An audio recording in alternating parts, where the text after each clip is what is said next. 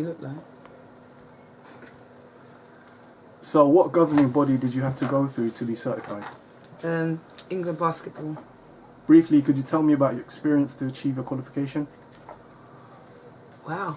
Yeah. That's the response. That's going back deep. I started coaching when I was about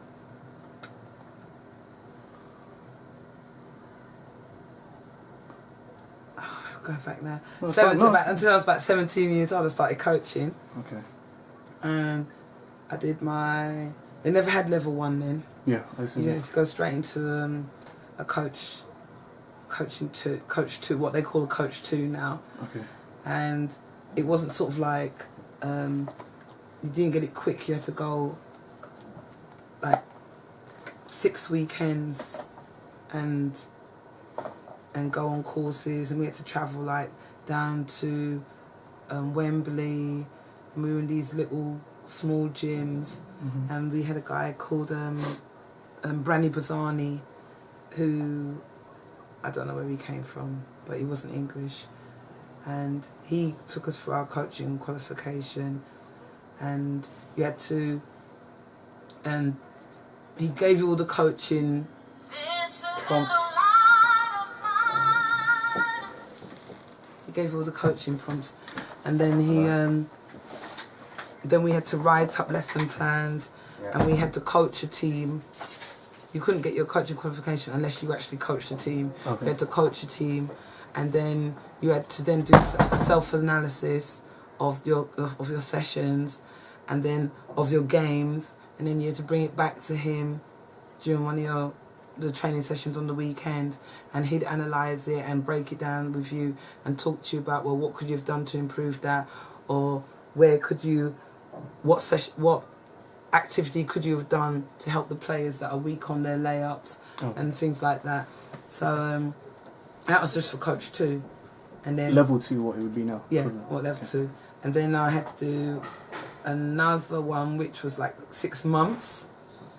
And spread throughout. Yeah, spread through 6 months, and that was at a place called Lee Valley, which is no longer there because they knocked it down to build the Olympic Park, and I had to go there every weekend, and same thing again, you had to coach. And then that time, when I did my level 2, what we call level 2 now,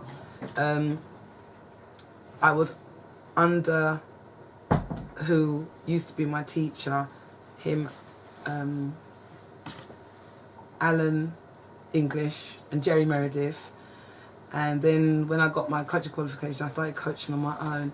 And then when I was doing my level, what you call now level 3, I was under Niels Montagnana, and he was coaching National League, YMCA, and then I was assistant coach with him, and he would sign me off on, he'd give me tasks to do with my coaching, and I was sort of like assistant coach, team manager, and it was a big process. It wasn't, I think it's too quick now. Yeah. People just come and they do the course, and then they've got a coaching qualification, and then they're climbing up the ladder. You know, you've got people that are England assistant coaches, England managers, and they haven't done their coach level 2 yet, or their level 3. And I hear that there's coaches that coach BBL league, and I'm higher qualified than they are. Understandable. Okay. Right, so it was a big process then, and maybe that's why coaches my age, there isn't a lot of us, because not many of us wanted to go through that, was sort of like that, loved it that much, that would go through that big process. It wasn't just all getting it to get your teaching qualification or this or that. It wasn't a means to an end. It was something that you wanted to do. It was a vocation. It was a vocation. You took it seriously. All right. So, moving on, do you have a specific learning style? Specific learning style.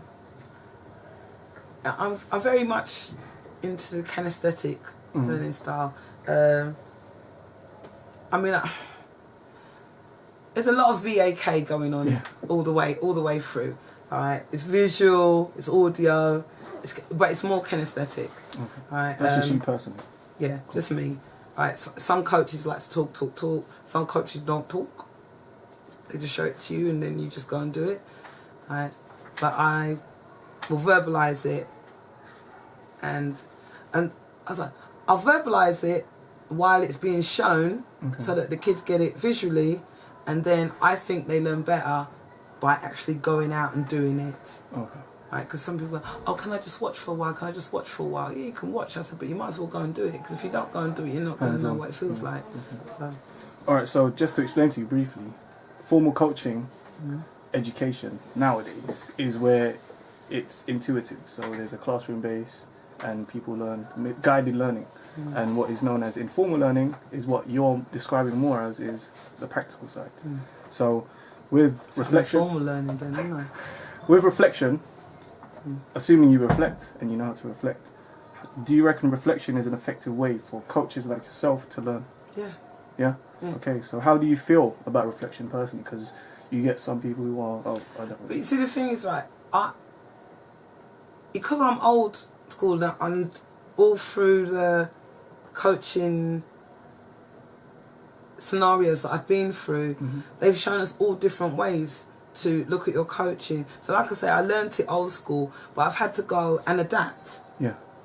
To keep up with the younger coaches, and because I do a junior team, I have to learn the young ways to do things, or it's going to be what I'm teaching the kids is going to be stale because I learnt it way back in the day, right? So I have to keep up with everything. I'm always looking at new videos to put a little twist on how to teach the kids. You know, what are we learning today? You know, they look forward to it, but I have to look back at what I'm doing. I have to look at what I'm doing and say, okay, that didn't work. I'm not going to use that anymore. And then also, I get the kids to also think about what you're doing, right, why you're doing it, right, where is it getting you, right, rather than just, there's the ball, run after it. Okay, and we do things like we look at our games through video, and then they reflect back to, well, you know, shouldn't have done that, or if I had done that, this would have happened. So I do think reflective learning is a good way. It makes the kids open their minds to other things around them, rather than just blind, there's the ball, go and shoot it. All right, there's a lot more to learn from analysing what you're actually doing, seeing it, and that's why I think videos are good to look at. All right, so going back away from reflection onto the formal side, what is your opinion on the content provided in formal coach education, assuming you remember it all? Yeah, I remember it, but... Could it be improved? I'm not very good. I don't know. That's a hard one for me.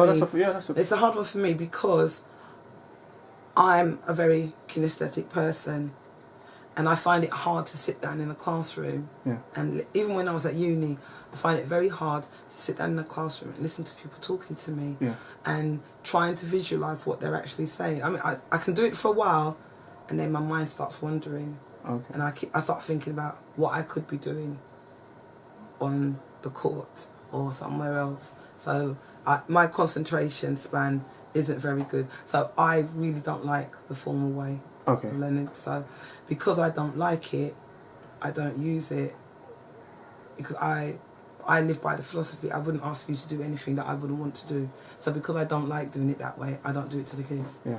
But we do, and there's a bit of contradiction coming up now.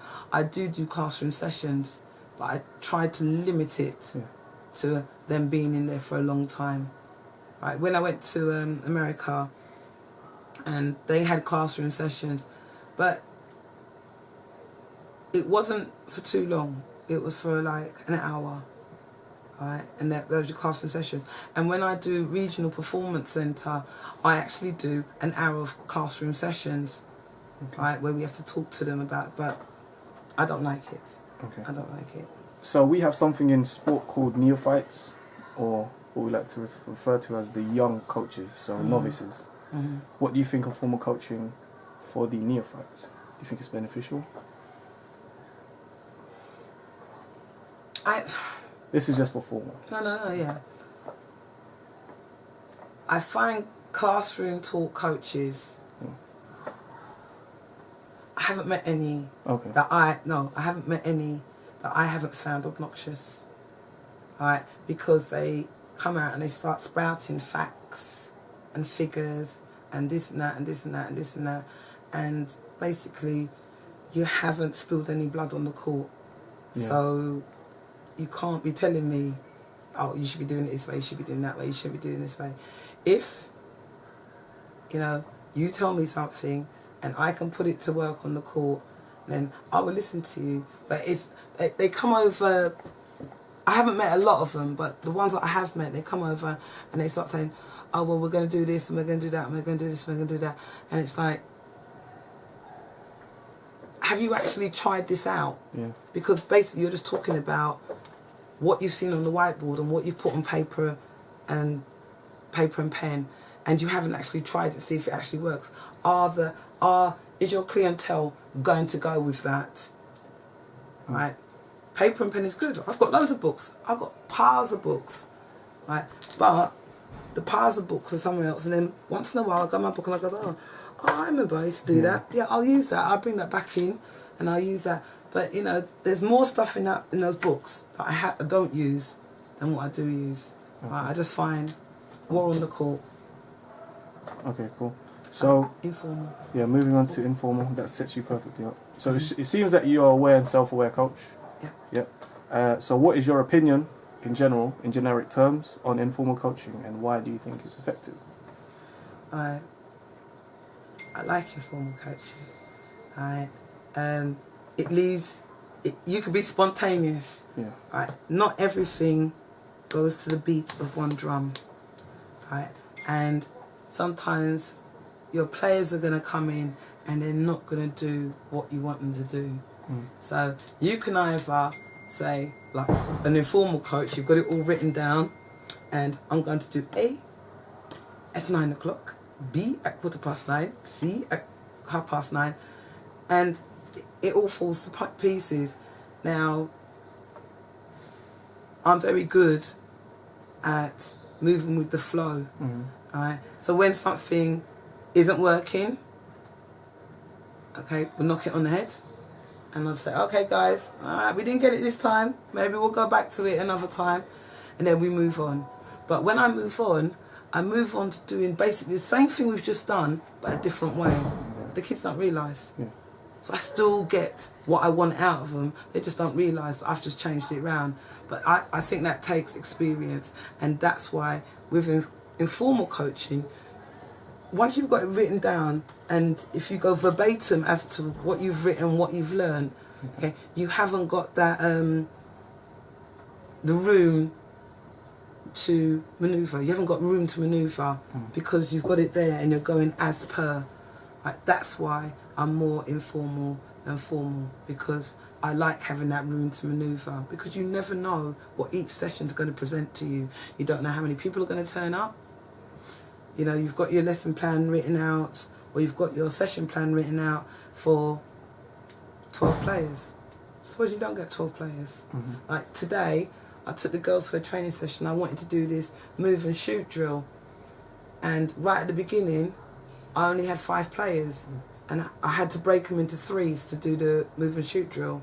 Like 2 shoot, 1 moves, 1 rebound, shoots, then the other one who's just passed the ball out off the rebound, then goes into a position for shoot. And you just keep rotating around. Yeah. And one person's always without the ball, but getting the ball.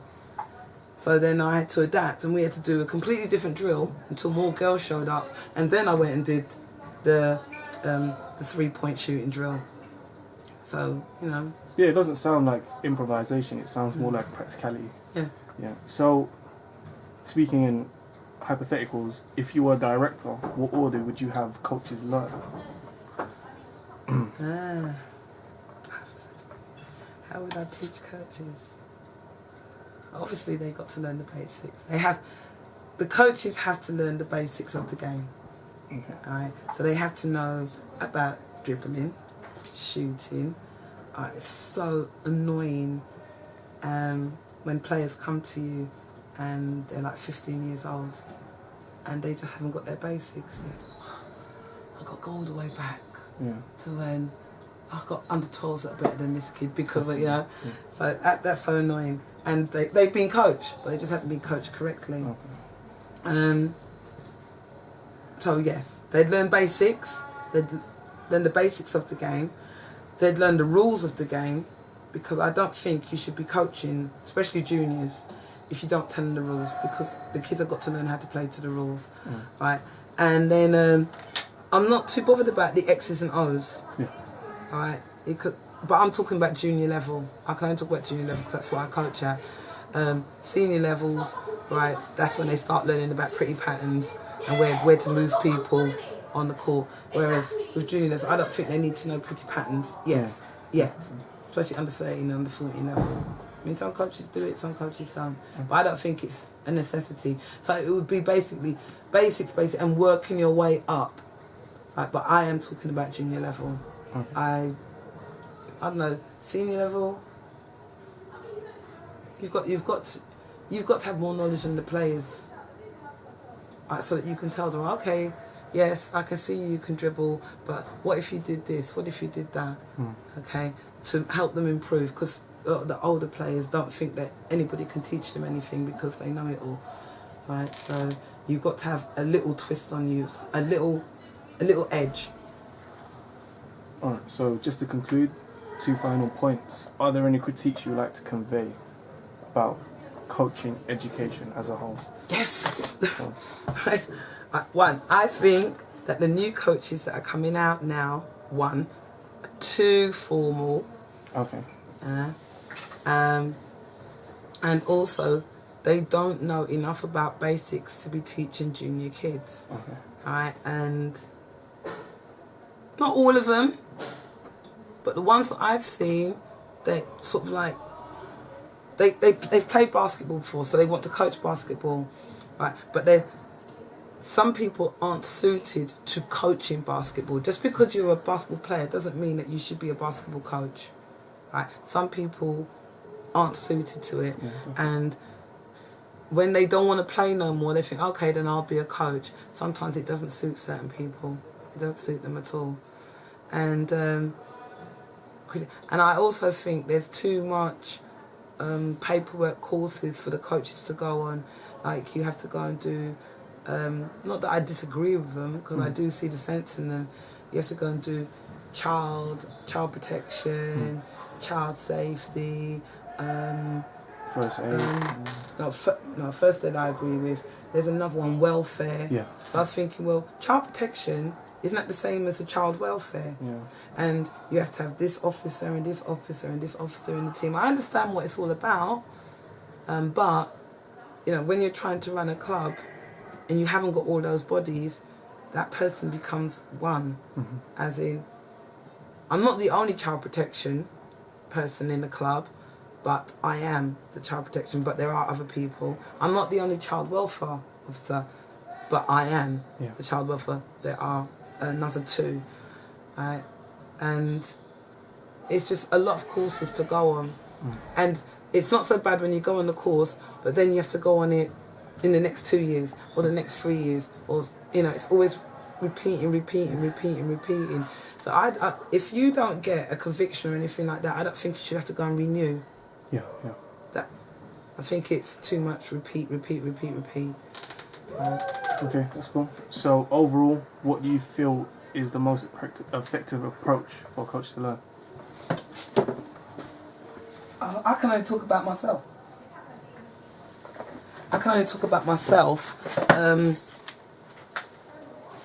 Because I think the way I learned it was the best way. And yeah, that's perfect. Yeah. And all the coaches... This is your opinion, so... And all the coaches I know all learnt the same way as me as well. So I think informal is the better way. Because we learnt from the beginning. I mean, we when we went to those coaching sessions at Lee Valley, we learnt how to dribble the ball. And we'd be standing on a bench dribbling the ball. And then he'd turn the bench over and we had to walk like we were walking on a very small wall. While we were walking on the small wall, we had to dribble the ball. And then we had to do the two-handed dribble. And then we had to do, you know, loads of stuff with two-handed dribble. We're going to be coaches. Why do we have to learn to do this? Because you've got to show the kids to do it. And you've got to show the kids to do it properly. All right. And I've mentored coaching courses like last year, the year before. And then we've got people that are coming on the coaching course and they can't dribble the ball. Yeah. So who are they going to go and coach? Right? We're telling them like, oh well, make sure you've got a player in your team that can dribble, so they do all the examples for you. And that's not good. Yeah. Right? But you don't tell them no, because you don't turn people away that want to do it. If they've turned up to go on the course, obviously they're keen. So you don't turn those people down, because you never know. They might go away and go and learn the basics of dribbling. They might turn out to be one of the best coaches that's ever gone through your course. So you don't turn them away. But it is disappointing when you think, I want to give up. I don't want to coach anymore. And then you look behind you and you think, oh, if I give it up, what's going to happen to these kids? I don't want to stop, because they're not going to learn. They're not going to learn this. They're not going to learn that. So that's it. Thank you, Caroline.